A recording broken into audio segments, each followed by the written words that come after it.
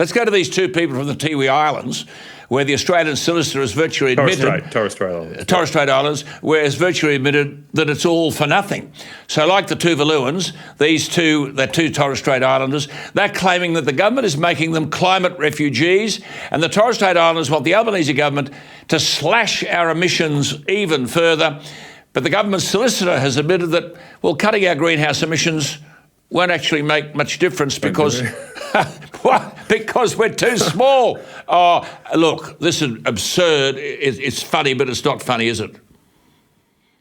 Well, I suppose I'll give a few more marks to the government in this case, that they're being honest. They're being honest through their statement of defence to the court. It's just unfortunate they've hidden this in arcane legal arguments to the federal court. You've got to dig deep into the federal court website to find this claim. It's not something you've heard. I've heard from the lips of Anthony Albanese, the Prime Minister. It's just a shame he's not being level with the Australian people about this issue. But his lawyers are. They're obviously working under instruction from their client, the Commonwealth. And they're saying that, look, there's nothing Australia can do to help. Like, that's what we've been saying the whole time. And they've confirmed that in legal documents, that if they're lying here, they'll be perjuring the court. So they're obviously, when they've had to swear an oath and put their hand on the Bible here, they've had to reveal the truth, that there's nothing Australia can do to affect this, to help the people of Torres Strait, even if you accept the climate science as it is. Yes. What's very useful in this documentation, Alan, is that they've actually quantified this. The first time I've seen in official Australian government communications. They've said that even if you were to cut carbon emissions by 1,000 gigatons, you'd only have a 0.45 degrees Celsius impact on the climate. Now, I don't necessarily accept all the science behind that calculation, but let's take them at their word. Let's take those figures. Let's use their own figures. Australia only emits 0.5 of a gigaton each year. 0.4 gigaton a year. It would take us 2,500 years. We'd have to shut down Australia for 2.5 millennia to get a 0.45 reduction in Celsius in the temperature. This shows how absurd this whole endeavour is. Yeah. While India today announced that it's increasing coal production by 60%, China is building 2 coal-fired power stations a week this year, and little old Australia, we seem to be operating on the presumption that we can change the temperature of the globe. Extraordinary, isn't it? Extraordinary.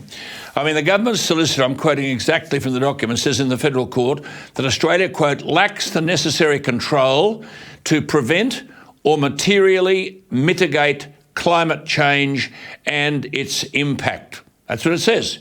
The solicitor for the government asked the applicants to identify which reports of the IPCC, WMO, UNEP, CSIRO, BOM-CCA, and which particular other, quote, peer-reviewed scientific literature, unquote, was said to constitute the best available science and at what points in time.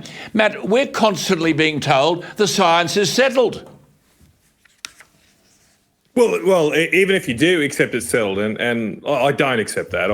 I think there's a lot wrong in the conventional sciences, where there are a lot more uncertainty than we're actually told. If you read into the science here, there's actually a lot of unanswered questions in climate science. It's nowhere near settled. But even if you were to accept them, again, if you accept them on their own arguments and say, look, okay, you're saying that these calculations are linear, this much reduction in carbon emissions leads to this change in the temperature of the globe, even on their own arguments, it's totally absurd that Australia would be out on its own here doing this. Keep in mind, we were one of only 2 countries in the world that met our Kyoto targets. They came due in 2020.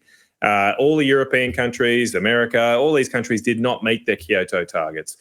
We did. And it comes back to this point that how gullible we are. Our leaders have been so naive and gullible and sold this nation down the river by actually acting on what they say, what they sign up to in these climate agreements, while every other country in the world gets away with blue murder.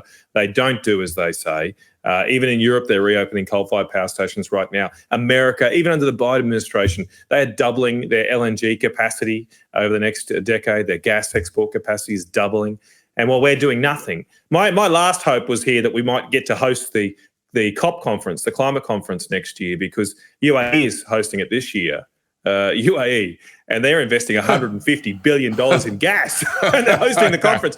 So my hope was if we got the conference next year, we might get $150 billion in gas investments too. But unfortunately, that looks off the table too.